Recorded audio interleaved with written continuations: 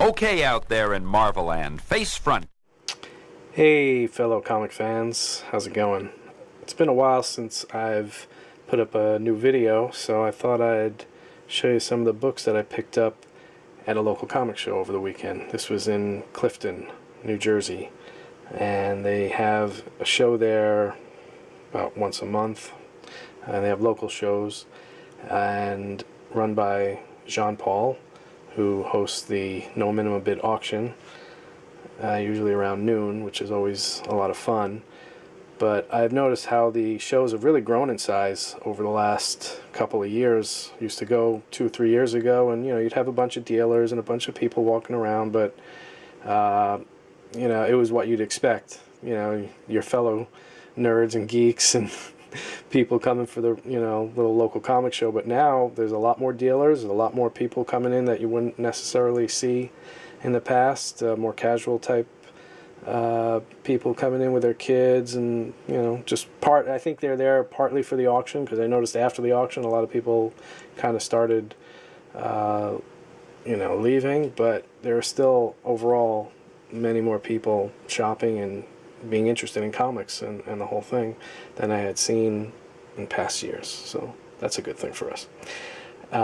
Anyway, I picked up a stack of Marvel 70s horror books, mainly the reprints of the old Kirby, Ditko, and others stories from the late 50s, early 60s, the Marvel Atlas horror stories, and a couple of them that have original stories, including a Barry Smith story in Chamber of Darkness #4, where he does a sort of pre-Conan type character with Roy Thomas. And in addition to the horror stuff, I picked up a bunch of Fantastic Four issues to fill in the collection where I had some missing spots in the 160s and above, as well as a couple other things. So let's get to it. Okay, let's take a look at what we've got. Most of these books are in the $2-3 range, so they're not in the greatest condition. Pretty good. Some better than others, but good reading copies, complete, with decent page quality. So first off, we've got Where Creatures Roam, #7. And these are all reprints, for the most part, of books from the early 60s, late 50s, the Atlas books, a lot of Kirby, Ditko art, some other guys. Monsters on the Prowl, #13. Now it says $3 on the cover, but it was probably even less than that. This one might have been $3, but there are a couple of ones where, like you see on this one, the Where Creatures Roam says $6, but you bought a few things, you buy a few things, they give you another couple of dollars off the whole package. It's Monsters on the Prowl, #19. Creature from the Black Bog. I love the covers on these because the covers are new, the stories are old, the covers are new. One of these books actually has the original story, the Kirby art by the character Monstrum, which I own an original piece done by Arthur Adams of that character, so it's kind of cool to find the original story. Here's Chamber of Darkness, #4. Now this does have original stories, and actually in this issue it's got an early sort of Conan prototype drawn by Barry Smith. So pre-Conan, let's take a look at that. This one's in pretty nice shape. This was a little more money. I think this was like $11. Chamber of Darkness, #4. April 1970. This starts off with a Kirby story, which has got some really, really cool artwork. But if we go back towards the back, we'll find that Barry Smith story. Here you go. Sword and the Sorcerers. Roy Thomas as well. So you can see it's pretty much Conan, but he's not called Conan. Kind of interesting to see some of the early. I mean, you can see how far Barry Smith came. I mean, that's that wouldn't even make it in a comic today. You'd see that and you'd think it would be some amateur, but I mean overall, you know, you can see his style coming through, but some of the panels are really good. But the style and the layout and everything is very cool. But he definitely had ways to go, and he got a lot better. That's a nice panel. So there you go. That's Chamber of Darkness #4. I haven't put any of these into nice new Mylars or anything yet. Right now they're just in the bags that I got them in. It's Chamber of Darkness #6. This is also has original stories in it. I actually have a copy of this already, but it was a little beat up, and I figured I'd get a nice, you know, better quality copy. This one was, I think, also it's about $10. And the classic, Where Monsters Dwell, #37. This one in my collection is starting to fill up, starting to get closer to a complete set. Still missing a bunch though. Where Monsters Dwell, #38. It's already, you know, 25 cents by now, so this is like 1974 or so. This is a great cover. Looks like Romita, Crypt of Shadows, #12. Very cool cover. You have that feeling of depth, dimension and stuff. Crypt of Shadows, #13. Another very cool cover. Love it. Not sure. Oh, it's a Larry Lieber and Tom Palmer. Larry Lieber being Stanley's brother. Used to draw a lot of books from, you know, a bunch of books from Marvel in the '60s, and he did the daily Spider-Man strip for a while. So that's Stan's original, Stanley's actual last name, Lieber. And Tom Palmer, great inker. He's done more recent work on Kick-Ass with John Romita Jr. So he's still going strong. He's been around for quite a while. Chamber of Chills, #12. Another cool cover. That looks like a Romita cover.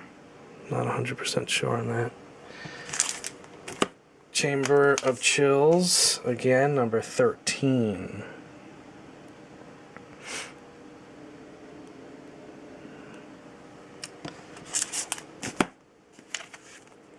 Chamber of Chills, #18. There it is, The Coming of Monstrum, the Beast from the Bog. So there's the cover, you know, new drawing done for it. If we take a look inside, take a look at the original artwork, the original story, with art by one and only Jack Kirby. I'll go back, I'll insert my Arthur Adams version of this character that he did a few years back. Let's see if we see Monstrum once again. There we go. He's a great character. I mean, the one that Arthur Adams did, you'll see, is just a bit more detailed. It's still true to the shape of Monstrum and design. So these are some of the other old stories. This looks like late 50s. Originally presented in Mystery Tales #9. Could be early 60s, not sure. Alright, there's that. I'll put that back in the bag later on. Let's see what else we've got here. Tomb of Darkness, #11. Love the cover. Great color. Lighting. That guy's really cool. Spawn of the Witch Woman. And finally, we have Weird Wonder Tales, #4. There were a lot of these Marvel horror books in the 70s. We should do more of them now. Alrighty, let's take a look at the other batch of books that I picked up at the show. Got Fantastic Four, #160. Fantastic Four 167. It's got art by George Perez with a Hulk crossover. He was also in issue 166.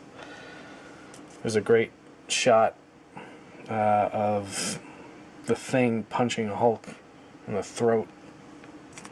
Looks like it hurts. Fantastic Four 169. And then I'm missing a bunch of the Byrne issues. Only a few. Not sure why I missed them, but we've got FF number 233. Cool cover. FF number 235. Continuing to Byrne. This one was 50 cents. Number 266. All the other ones were only a couple bucks each.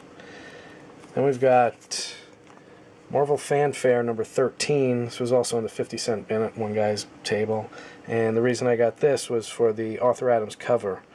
If you go to the Arthur Adams website, to his official page, they have for sale, or I'm not sure if it's actually still for sale on his site now, or it used to be for sale on his agent's page when he was repping him, John Fanucci. The original pencils for this, though I believe it said that they were alternate version or unused version. It looks pretty similar, but it's just the pencils, and they were for sale for I think $5,000, which I thought was a lot of money, and I believe that's why it was still for sale for years and probably still is. Okay, then we've got Peter Parker, Spectacular Spider-Man. Number 52, again, just filling in some issues, missing just a few random issues, maybe 10 issues up through 150, something like that. Plop, number 7. I have one more copy of Plop. I'm not sure which number it is, but I love all the Basil Wolverton cover art, and I liked all those kind of crazy stories that are inside. Fun kind of cartoony stuff. On the back cover of the actual issue is the cover, but the full thing filling it up. Let's see if we can take that out and see that.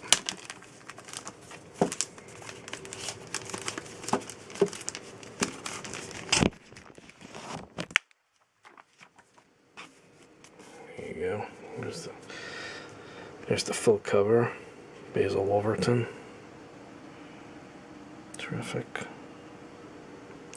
And finally, we've got Weird Worlds number 10 with Iron Wolf. And the artwork is by Howard Chaykin, but the cover is by Michael Kaluta. And this was like $1.50 or something. So I have a collection of stuff that Mike Kaluta worked on, covers included. So I picked it up mainly for the Mike Kaluta cover story. The original artwork inside by Howard Chaykin is good and interesting because it's in a style that maybe most people aren't familiar with. A lot of people are more familiar with Howard Chaykin's more recent style and Black Kiss and American Flag and the kind of stuff that he's been doing over the last 20 or 25 years. But if you go back to this early stuff, it's really, totally different, but good. It's a different style. This is 1973. Got more of that, 1970s fantasy adventure style. So he hadn't really found his voice yet at that time. So there we go. That was my pickup from the comic show this weekend, and hope you enjoyed it. See you later. Bye.